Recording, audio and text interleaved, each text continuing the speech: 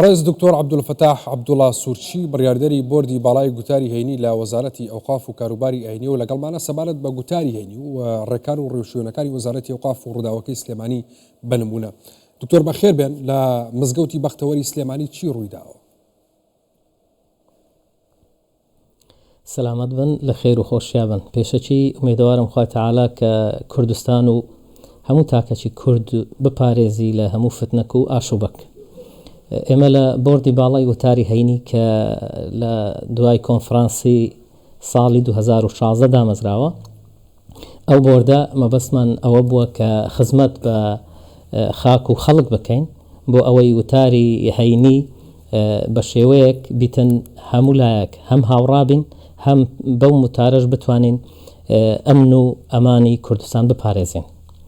ئەم بۆردە دیارە کە سەر بە وەزارەتی ئەوقافە و وەک بەشێک لە دام و دەستگاکانی حکوومەتی هەرێمی کوردستانە و ئەم بۆردێکی قەتیس نەکراوە لەسەر هەولێرە، بۆردێکە بۆردە لاوەچیەکانی لە سلێمانی، هەڵەبجە، ئیدارەی گەرمیان و هەروەها دهۆچیش هەیە و مامۆستایان جێی دەستخۆشیە مامۆستایانی ئاینی هەمویان هەم بە پێشنیار هەم بە پابەندبوون و پێگیری زۆر یارمەتی دەربووینە. دیارە کە ڕێژەی مزگەوتەکان کە وتاری لێ ئەدرێ ڕێژەیەکە لە ئاستێکی زۆر لە 4,000 وتار زیاترە و ئەو ڕێژە زۆرە ئەکرێ، یعنی لەو ڕێژەیە جارێک لە وتارێک لەبەر هۆکارێک لە هۆکارەکان مامۆستا پابەند نەبیتن یان پابەند نەبووە، ئەوەش تەسیل لە کۆی گشتی و نزبە کشتیەکەی ناکەتن. باشەما بە ساڵی ئەمڕۆ ڕوویدا بە دەربوو لە ڕاستپەردەکانی کۆنفرانسی ڕەخستنی گوتاری هەینی. دیارە بەپێی هەم کۆنفرانس و هەم بڕیارەکانی وەزارەتی ئەوقافیش منبەر ئەبی جێگایەک بی لۆ بەڵاوکردنەوەی ئارامی و هێمنی و خزمەتکردنی خەڵک و لە منبەرە ناکرێ نە تەشهیر بە هیچ کەسێک بکرێ، نە خەڵکیش هان بدرێ بۆ کارێکی پشەوی و نە ئارامی دروست بکرێتن. ئەوجا ئەگەر شتێکی وا ڕوئەدا ئەوە خۆی ئەمە ئومێدەوارین و زۆربەی مامۆستایانیش لەو ئاستەن ئەگەر دووچاری هەڵەیەکیش بن هەم داوای لێبوردن بکەن و هەم وەزارەتی ئەوقافیش وەکو خۆی دەست بە کارەکانی بکە، بەڵام زۆربەی مامۆستایان هەم هاوکارن هەم خۆشیان دێنە ژێربار ئەگەر شتێکی وا ڕوو بدات. باشە دکتۆر، ڕێکار و ڕێوشوێنەکانی وەزارەتی ئەوقاف بۆ گوتاری هەینی چین بۆی کە مامۆستایان لی دەرڕاچن و ئەو پشێوێت دروست نەبێ وەکەوەی کە ئەمڕۆ لە سلێمانی ڕوویدا؟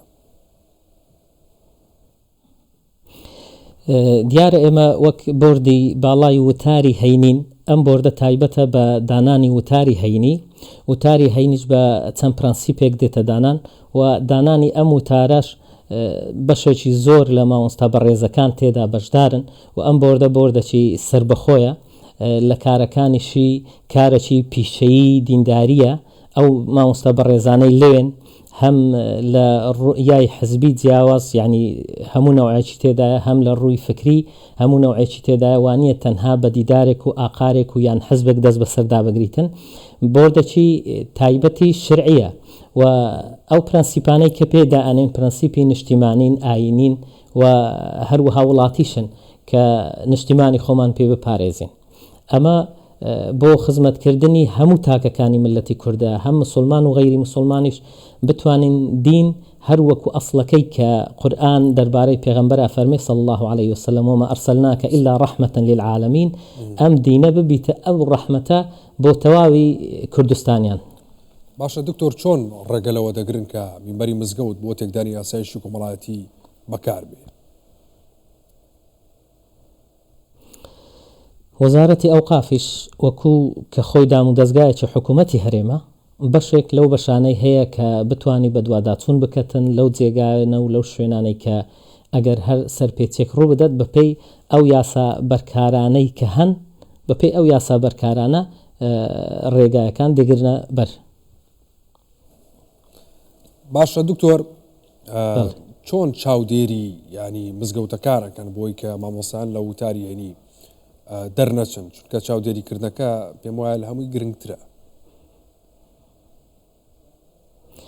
خۆی ئەوەی جێگای دەستخۆشیە بەشی هەرە زۆرینەی مامۆستایەکان خۆیان چاودێرن لەسەر خۆیان کە پابەندە بن بەوەی کە خزمەتی خاک و ملت بکەن و ئەوەی تریش لە وەزارەتی ئەوقاف کە دیارە بەڕێوەبەرایەتی ئەوقافەکان هەیە لە هەر شارێک و بەڕێوەبەرایەتێک هەیە ئەو بەڕێوەبەرایەتیش بەشەکی تایبەتی هەیە کە پشکێنەر و ئەو بەڕێزانن کە متابعە ئەکەن و خەڵکیش گلەی و گازندەکان ئەگەر هەبی ئەچن لەوێ شکایەتەکەن یان گازندەکە ئەگەینن بەو شێوەیە ئەتوانرێتن بابەتەکە بە ڕێکارێکی یاسایی چارە بکرێ نەک هەر بە ڕێکارێکی هەڕەمەچی بیت.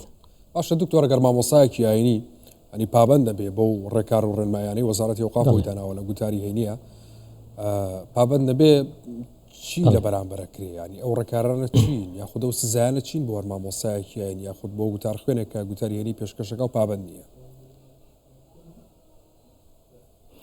طبعا ڕێکارەکان ئەو ڕێکارانە ئەبن کە ڕێکاری بەرجەستەیی وەزیفەیی چی واجبە کە ئەوانە ئەبن بەڵام ئەوەی جێ خۆشحاڵیە ڕێژەیەکی زۆر کەمە ئەوانەی کە پابەند نابن و ئەوانەش وەک وەزارەتی ئەوقاف بە پێی لێژنە کە پێکەینیتن بڕیاریان لەسەر ئەدرێتن. بەڵێ بەڕێز دکتۆر عەبدولفتاح عەبدوڵڵا سوورچی بڕیاردەری بۆردی باڵای گوتاری هەینی لە وەزارەتی ئەوقاف و کاروباری ئاینی سوپاس بۆ ئامادەبوونی بەڕێستان دکتۆر بەخێر بێن.